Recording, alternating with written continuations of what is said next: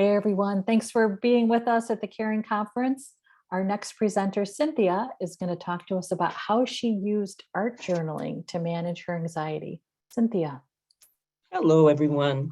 I want to start with a short demonstration, with a brief demonstration, and I want to piggyback off what Denise just asked. You know, if you guys got anything, if you had to describe one word or one word, something that you're feeling right now as a result of the conference, could you please write that down? For those who have pen and paper, I know that's old-fashioned, but if you can please write that down. And then after you do that, would you please try to think of an emoji that would fit the one word? So if you can draw a quick emoji, write the word, and I'll give you about 2 minutes. I know you weren't prepared for it, so anybody that decides, I'd like to give you about 2 minutes. If you're ready, let me know. So just to clarify, you want us to type a word in the chat room about how we're feeling, and Yes. then you would like us to draw what that looks like. Please draw an emoji. An emoji, like we're creating our own emoji. Your own emoji. Oh Yes. my gosh. Okay, this is transformative right now that we can actually draw our own emoji. Okay, Yeah. all right. Create an emoji. And when I'm going to start now, and I know this is a short time and you can continue to work on it as I speak.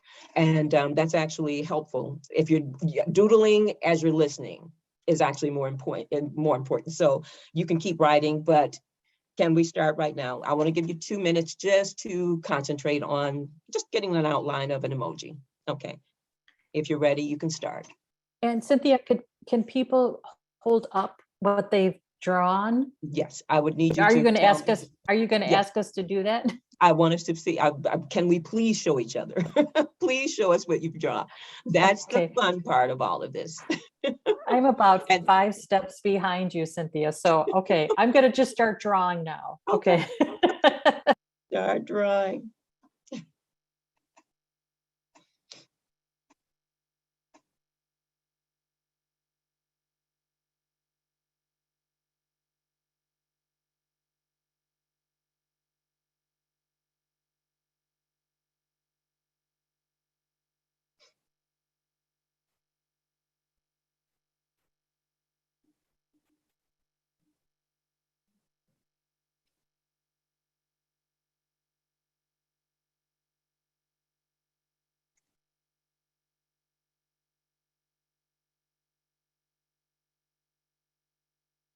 Just one more moment, please. And I'll start to talk. And then before I start to show some of my drawings, I would love if anyone can participate and show theirs. Okay. Okay.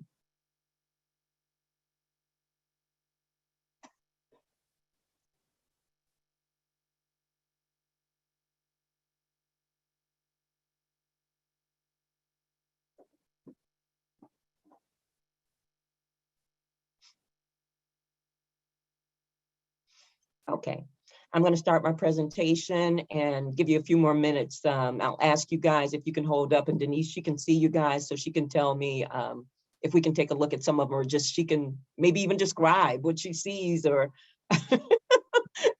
please, if you can do that without. Am I putting you on the spot? I'm sorry.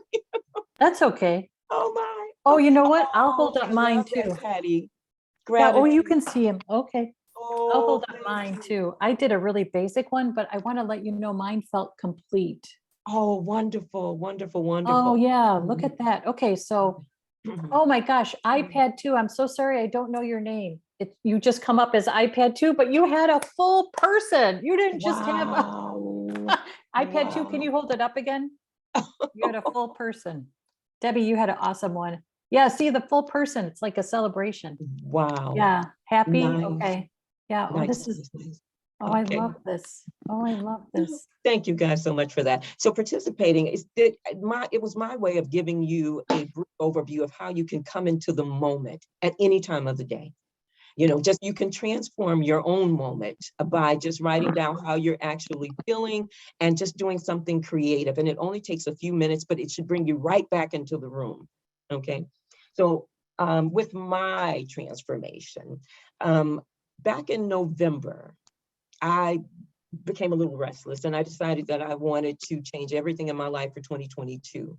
And so I was going to quit my job. It didn't matter whether I had one or not. I was going to move to another state. I'm trying to talk my husband into, let's get a second home, and I'm going to find a way that we can live in another state and live where we currently live together. And, you know, I wanted to build a better body. So I'm watching women that are aging and they're weightlifting, and I just wanted to do it all. And in my plan, I neglected my own self-care, and I stopped paying attention to the warning signs that my body was giving me. My blood pressure was fluctuating. I would forget to eat, and I would get dizzy. I would have, my blood sugar would drop. And it was just, I just completely checked out and became focused on what I wanted to do in this 2-month window of time. But my waistline was growing again. That was going completely opposite of what I was trying to do. So it didn't click. It didn't dawn on me that I was self-harming until one morning I got up and got ready to get on my work computer, and I couldn't remember the password. And for 10 minutes, I was just struggling, trying to remember a password that one of the passwords is the same, it's been the same for the past 8 years. And it just would not come to me. I was stuck. And that was the wake-up call that I needed. I think I would have kept going and run myself into the ground had I not become very scared at that point. And so what it did was it made me reevaluate my change your life for 2022 plan. And I had to turn around and start working on my mental health again. Now, I've had anxiety in the past and I'd overcome it, so I knew what to do. But I had remembered one process that I'd used starting January 2021. I started art journaling as a way to overcome I had these overwhelming feelings, just to be honest, about being isolated, being during the shutdown. And so I just needed something to do. I needed to connect, and I connected with a group and we started doing art journaling together. And it actually helped me to work through my emotions. At least 3 weekends a month, I was able to put some time aside to create a project. And it was so transforming for me, because I could actually look back at my artwork and remember how I felt when I started and how much better I felt as a result of finishing. And so I did that up until maybe July of last year. And then I started trying to make more money, and my art journaling just wasn't on the to-do list. What drove me back to it was having panic attacks. I want to go back to say too, when you're having panic attacks, my brain and my hands were like at war with each other. I just couldn't seem to make them work together. And so that wasn't enough for me. But getting back to creativity and the art journaling is the thing that has transformed me. And I'm still in that process right now. Let me see here. I want to make sure that I am, this is a disclaimer, art journaling is not a substitute for professional help. And had we not been in the healthcare crisis that we were in, maybe I would have considered seeking some other forms of help, but I knew that there were things that I could do for myself. So I do recommend that anyone who's in an overwhelming state, that they do see a healthcare provider, that they seek help. But if it's something that you can do for yourself, this is art journaling is a tool that can assist. The other thing I want to remind is that for people like me who are always in the logical side of their brain, I ascribe to the method that both sides of our brains need to be working in order for us to have better focus and recall. And so for me, when I started focusing on my plans, I was very analytical, I was very rigid, and I had let go of any type of creativity. And it's the balance of the two that are necessary. The other thing that I want to share is that art journaling is not about, making pretty pictures. You don't have to be an artist. You can draw stick figures. And I'm going to share with you some of mine so that you can see it's a way of processing your thoughts and your emotions. Okay. Oh, did I go too far? Let me go back. I've gone too far. Here we go. Okay. One of the things I wanted to highlight is that art journaling there are many studies that show when we start writing and processing our emotions, that the amygdala, the part of our brain that processes stress and fear, is impacted. Journaling, as it becomes a habit, you become more calmer and calmer. It helps you to better understand your emotions, and it actually, you don't experience them at the same intensity if you develop a habit of art journaling. But there's many studies out there that report this. Okay, so you guys have already shown yours. I was going to, but did anyone else want to participate in showing their emoji? Before I showed mine, I think I'm moving way faster. Yeah, Christine is showing hers. Okay, what does it look like, Denise? It's Just a fun- little hard to see because of the background. You know, the white paper is just a little hard. just- You know what I suppose I should I wrote it in orange. That doesn't help. But lots of faces are petals on a flower, and the stem of the flower is transforming. We are all transforming because we are all together. Christine, that's beautiful. Thank you. Thank you, thank you, thank you. Okay.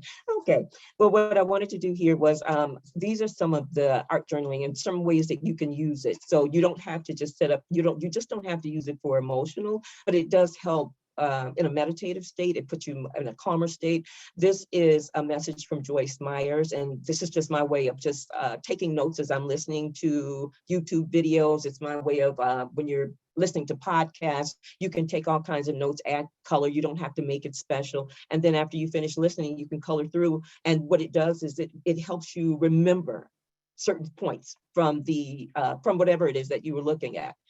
Here's one that I should have been paying attention to, and I probably wouldn't have had all those anxiety attacks, but this is one that I did in the beginning back in January when I started, and I just put it in my workstation, just reminding me that I get to choose how I want to think. I don't have to be a slave to my thoughts. I can kind of determine what I want to think for the day. Here's another one. I guess, as you guys can probably see, I'm a Christian. So I use it to memorize scripture. So you can, if there's certain quotes, I use it for that type of thing too. And it's just a way I start, maybe in the evening with one, and the next evening I finish it. But it's a way of memorizing things. My sister-in-law, it's good in a group setting. My sister and I and her friend, we're doing this waistline challenge. It's a 90-day challenge. And we did it in a way here. If you can see in each box, I made sure that I indicated where I was starting. And if you can look at the box at I don't know where it is on your computer, but at the bottom where I wrote the boxes, I was trying to remind myself that stretching is something I should do every day as a gift to myself. So I put it in those boxes to remind, I don't have to stretch, but it is my way of saying, Cynthia, give this to yourself every day as a way of just de-stressing and unwinding, because we're sitting so much. I'm developing all kinds of pain in places I've never had before. And so now this stretching is the gift that I give to myself. But in each one of these as a goal, at this, the top there, the journal is the reason I'm trying to remind myself to journal every day. And the reason that I'm doing this waistline challenge is to age gracefully and to reduce my anxiety. So it's a way of setting goals, and it's a great thing to do as groups. Okay, now I want to go to here, which was the title of the workshop for me, how I reduce my anxiety. One of the things that I recommend if anyone wants to start this is that you get the large index cards. The large index cards they're portable. You can stuff them in your purse if you want to travel with them. They have the ability to be, I put these that you're looking at now in my workstation, so that a couple of times a week, I am reminded of what I don't want to go back to. Because what happens is with these anxiety attacks, with panic, you forget about where you are. And so this was the scariest picture of me, supposedly. This is my nervous system that you're looking at now. These are some of the thoughts that I was ruminating about. And this is a postcard. These are just index cards that I have in my workstation. I reminded myself what panic attacks are, because again, I know all of this, but in the moment, I check out, okay? Here, I remind myself, I've got a little small diffuser I'm a big fan of aromatherapy, and that just intentionally taking breath breaks throughout the day. Just, it feels like it really resets my nervous system. The mirror work. I thought that was really woo-woo. I couldn't subscribe to that at first, but I saw a YouTube video that gave the science behind it. And so this is me looking in a mirror, and I literally take sticky notes and place them on the mirror. And throughout the day, I'm looking at the mirror saying, I am in the right place at the right time. And then there are times where if it falls off and I have to put another one up there, I'll just put, I am okay, just to remind myself, I'm okay seeing right here. I'm not in any danger. There's nothing to fear. I'm okay. I am okay. But I have to look myself in the eye and tell myself, I'm okay. I'm okay. It has helped tremendously. I don't miss a day that I'm working.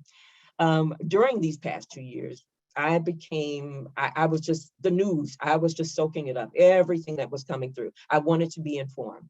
That was feeding my anxiety. That was feeding my panic attacks, okay? And so I started to get involved with TikTok. There's always something funny on TikTok, and it's very short and very quick.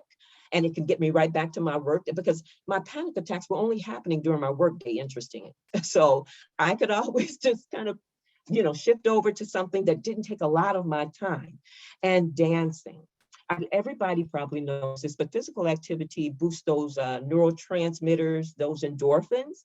And so I could always put on maybe a little 3-minute song. Some people take smoke breaks while they're working. I take dance breaks while I'm working. And it shifts my attitude. It helps me better get back to where I need to. I have to be focused on my job. So it just brings me back to where I need to be. Okay, supplementing and fresh food. I have to remind myself, because again, because I was so focused on my goals, I was doing all of these protein powders and protein shakes and protein bars, and that's all I would eat. And that has a big impact on my brain. So I had to go on and make sure I was getting salmon and fish oil, and green tea has those calming elements in there. And so I have to even remind myself of this every day, that these are simple things that I can do for myself. But unfortunately, in a panic state, most people who suffer with this, we forget. Okay. I don't have to, I think everybody knows that food contributes to the way we feel. I don't think, but just as a reminder. Okay, and then here's the one. I wanted to add this one in because as caregivers, a lot of times with panic attacks, with anxiety, we tend to social isolate. And it's because the panic attacks are debilitating, and they have a way of, you never know when they're going to happen. And so most of the time, people like me, we start to self-isolate, even though we're extroverted people. And so doing art journaling in a group has been one of the most transformative things that I've done. It's been so powerful for me, because doing this helps me to see that I'm not the only one. There are so many people who practice this with me, who have the same panic attacks and anxiety, and none of us we've never spoke about it until I started bringing people in as a group. As friends, let's do this art journaling together. And so my Bible study group, we decided to do Whole30 as a group together. And I asked them to participate, and we all got our cards together, and we sat down and we specifically did our goals. We used the SMART goal system to do that. And so this was just a way for us to sit together. And again, I'm recommending this for caregivers and their loved ones. If they want to have difficult conversations, it's a way to let everyone kind of work through their own emotions and share, when sometimes we just have a hard time saying what we need to say. So this was just a way for us to come together, and we all made our little cards and showed them and shared. And what it does for goal setting is it just makes goal setting so much easier.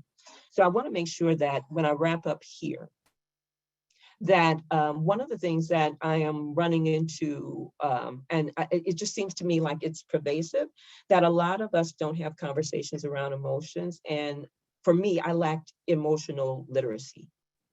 I did not have the words to describe what I was actually going through. And I do believe that we live in a society right now where we're not prompted to say these things. We're not prompted to say certain words like, you know, I'm depressed. It sets off people. Or I was in a group in my group of friends, and one person said, I have PTSD, and everyone just kind of brushed past it as if they just said, oh, today's Friday. And we just kept right on talking. But the thing that bothered me about that, because of course, this is what I'm, you know, this is my new life journey.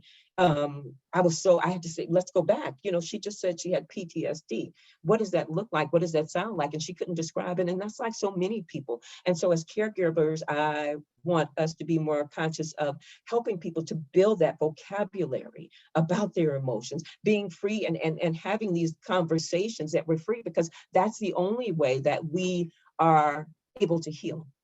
And not do what I did, which is the self-harm that I was inflicting on myself by all of this overworking. So just making sure that we, you know, we become literate. We use these words frequently. And then we all know about this. You can make cards to match on, and mind mapping is an excellent tool.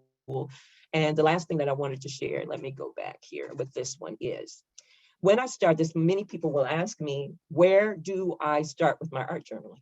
So I came across this on YouTube. I am not proficient in it, but I've been studying it, and I just love this process, and I want to share it. It's called Neurographic Art, and it does have a whole process behind it. There's a Russian psychologist that came up with it, and there are actually trained coaches that do this. But I've been doing it on my own, and it's just a way, it's a meditative way of calming myself, of bringing myself into the presence. It helps me to sleep better. And what you do is draw what they call these neural lines. Again, there's a whole process to it. Anyone interested, please go to YouTube. There's so much information out there about it. But the one thing I like most about this is on one side of your card or your sheet of paper, you write your issue.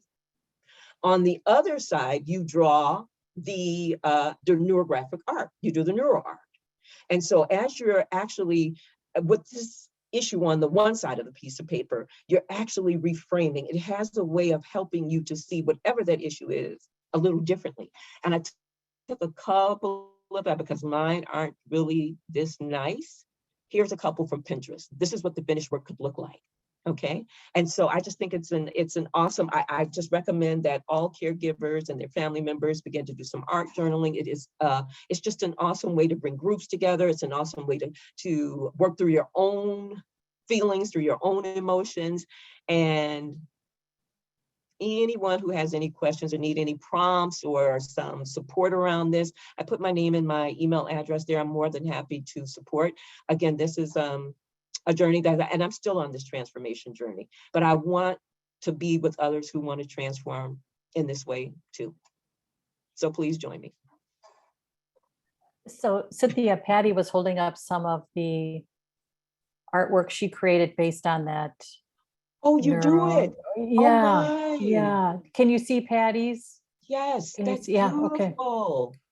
So yeah, I started, so I mentioned in the chat that I lost all my clients in 2020 due to the pandemic, and I was in a deep depression, and I started with Zentangles, which is just drawing lines, because I've never been a good artist in drawing.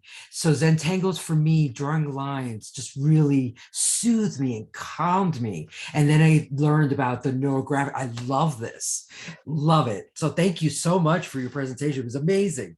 Oh, thank you for contributing. You know, we were asked to give a gift, and Patty, I think I'm going to send it through Denise, but I want to send you a $20 gift certificate for Amazon. There's a book that I love. It's called it's Brene Brown. I don't know if you like her at all. I recommend it, but you can use the $20 any way you want. But the book is called Atlas of the Heart, and she helps you work through your emotions. She has been that's been transforming for me, just to recognize, you know, sometimes when we get caught up in competition and what that, you know, how that, she does a very good job. So anything you want to use it on is fine, but that will be the gift that I will give, and I'll send it through Denise for you.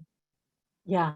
So Deanne is gonna make note of that. And it's called Atlas of the Heart. And it's really this exploration of all the emotions we feel rather than just the three we default to. It's her newest book. Yes. It came out last fall, I think. Yes. Yeah. Love it. Cynthia, I just want to mention something, that if you took your artwork and put it in a book, I would buy it. Really? Yes. Yes. And I was so comforted by those images that you created. Even the images that you created around the goals that you created, that one photo, the mirror image Yes. of you holding the mirror, the other image that you created of you doing Zumba to TikTok, I would just pick up the book and look at the images and feel better. My goodness. So think about that. Think about that as something. You I- have warmed my heart. yeah. Thank you so much for Yeah. that. Yeah. Yeah. I mean, wow. Okay. I'm done. This My heart can stop racing. Be still, my heart. okay, that was awesome. Cynthia, thank you so much. Thank you You're so much. welcome. Okay, we're going to take our 9-minute break. I'm going to put up a poll. So if you come back a little earlier, there'll be a poll there ready for you. And Christine is our next presenter. So thanks, everybody. Thank you.